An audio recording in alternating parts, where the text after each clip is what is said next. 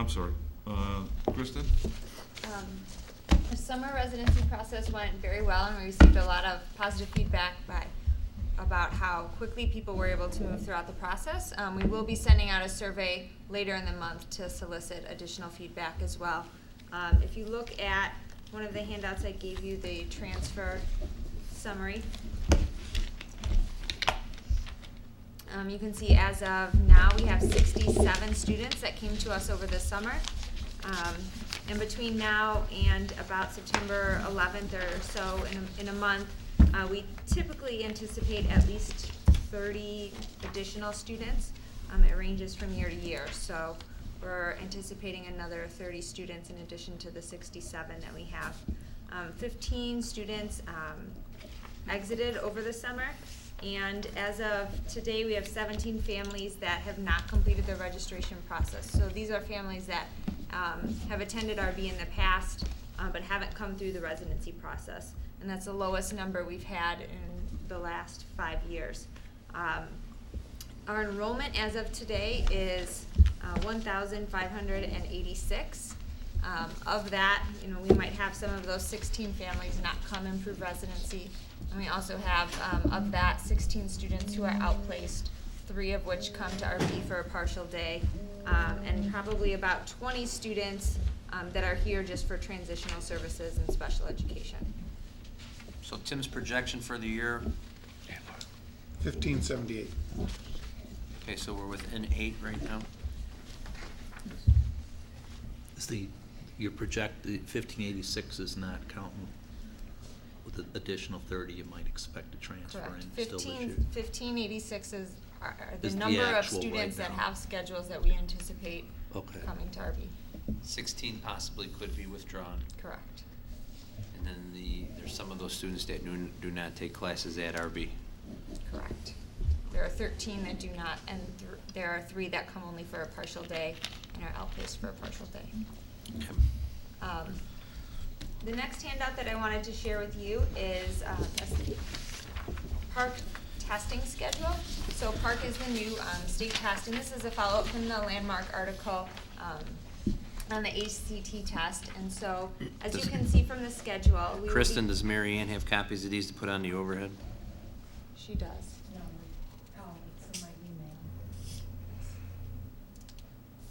email. So this calendar, you can see on Tuesday, March 3rd, we will be giving the ACT plus writing test that the state is funding. So we will be giving it on that day. That's the day we have to give it. We do not plan on giving the work keys the next day because we, as you can see, are testing a lot during fourth quarter. And so since we don't have the option to make it available to students, we either have to test all of the students or none of the students for that test. We are tentatively planning on not testing for the work keys, and that's the second day of the current PSAE test. So you can see the pink windows are just when we have to test for park, and the park test is for students that are in Algebra 2 trigonometry and English 11, or the equivalent. And so most of the juniors will be testing during those 2 times. And there's 2 tests, which is why there are obviously 2 windows. So we don't have a lot of details as to how long the tests are going to be or when exactly tests are available, but they give you a window. And so you can just see we have most of fourth quarter is going to be testing if a student is a junior and taking AP tests, as well as this state test that they have to take, and then final exams. So I just wanted to share that with you to keep you updated, and when the state gives us additional information, I'll provide that to you as well.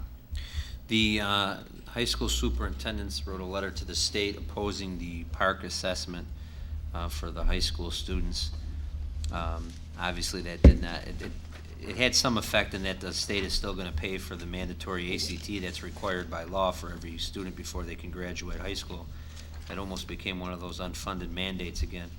But one of our biggest disagreements with the park assessment is, as you can see, it pretty much eats up the entire fourth quarter of the junior year.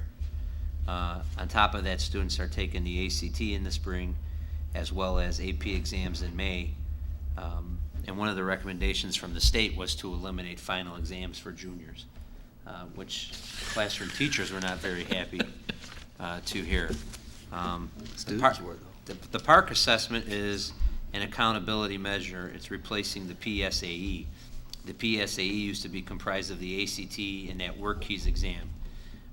It was easier to get students to focus on the first day of the exam, which was the ACT, because they could use it as a free ACT test to use for college admittance. And most parents, families, and students relate to the ACT and college readiness. With this PARCC, one of the big concerns from the high school administration is how are you going to get the junior students motivated to perform and take this test seriously when there really are no implications on college admittance or anything related to performance. It's strictly an accountability measure for the schools. So that was one of our biggest reasons for opposition.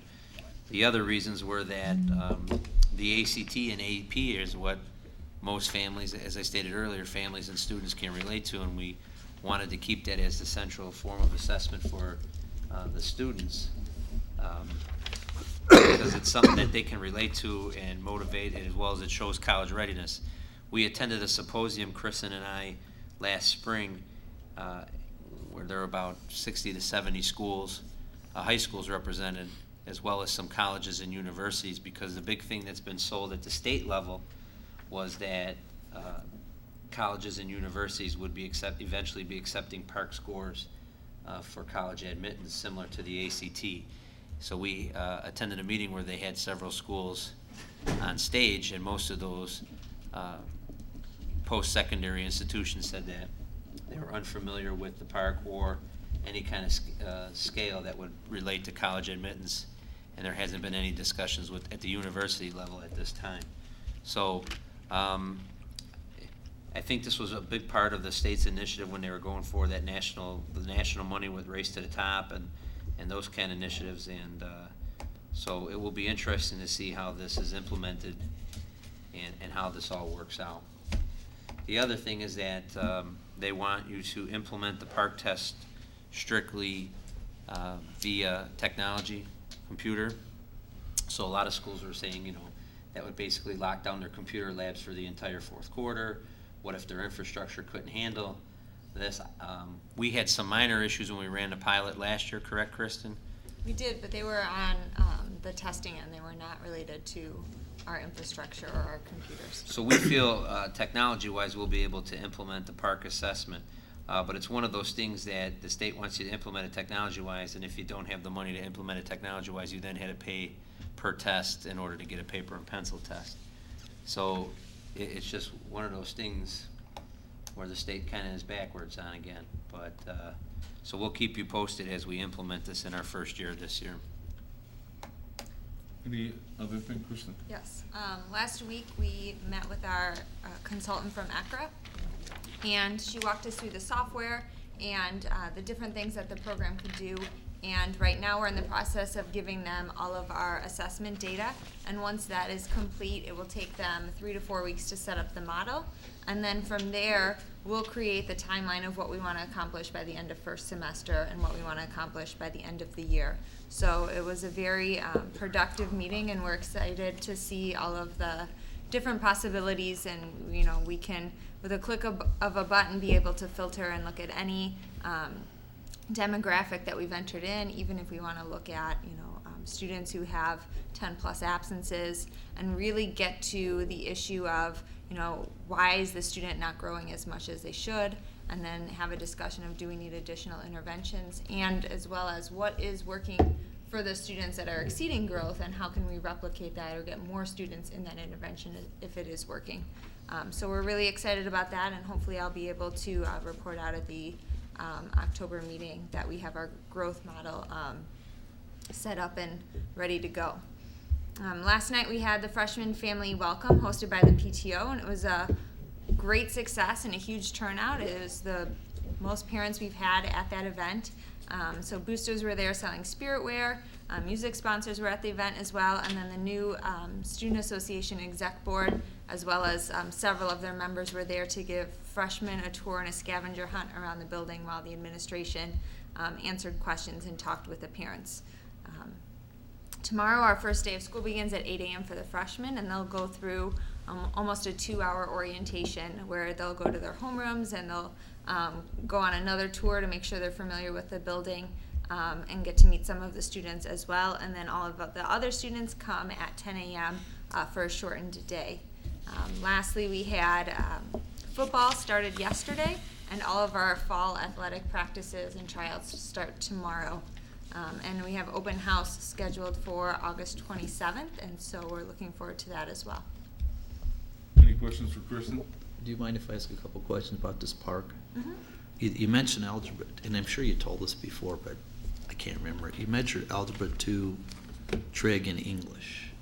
Are only the juniors taking these park exams? Well, so the state has decided that instead of it being a grade level test, it's going to be an end of course test. Okay. So we have the responsibility of looking at the standards that are taught at, the Common Core standards that are taught at the junior year for English and math, and identifying which of our courses best fit that.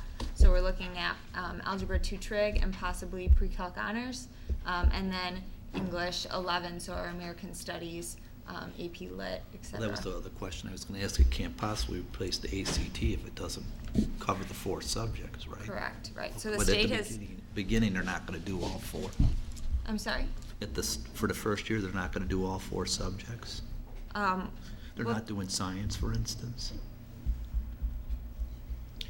For the park test? Yeah. Right. No, they are only doing math and English. I think that was all they were capable of creating in Okay. this time. And they were pretty pressed to get the test up and running for the pilot, so I think they were a bit behind. And with the next generation science standards that just came out last year, I think eventually there'll be a test aligned to science, but right now there's not.